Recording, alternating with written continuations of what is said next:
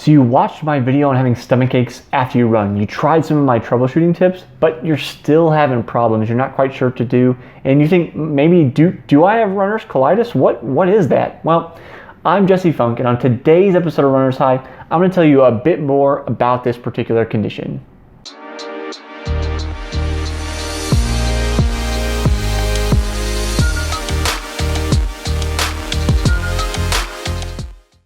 First, let me say, if it wasn't obvious, I'm not a doctor. I'm not a medical professional.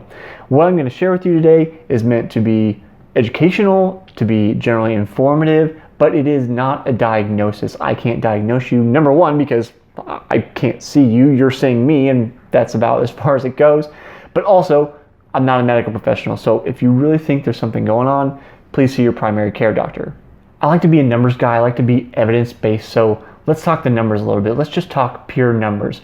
Really, runner's colitis is a very, very rare condition. It doesn't happen to a lot of people, and kind of its cousin, IBS, affects 8 to 10% of the US population. 2/3 of those people are actually women. But what runner's colitis is an inflammation of the bowel that's causing that additional irritation, and it can last anywhere from a few hours to weeks at a time.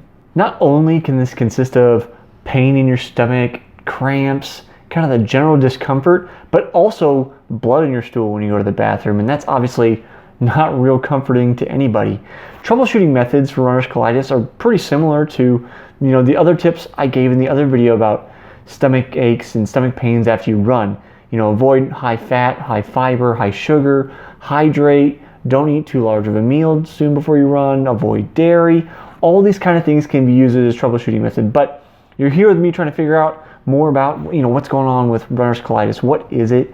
And if blood in your stool is a pretty common occurrence for you, it's probably time to go see your primary care physician and, see what they have to say about it, because they're going to be able to look at what you're doing specifically, your exercise program, your foods, those kind of things, and guide you better than, me in my living room here. If you don't have a primary care doctor, you may be able to skip over that step and go straight to a gastroenterologist, but that part is going to depend on your insurance. And I only have experience with insurance here in the US, which is convoluted at best and way outside of the scope of both my scope of knowledge and the scope of this particular video.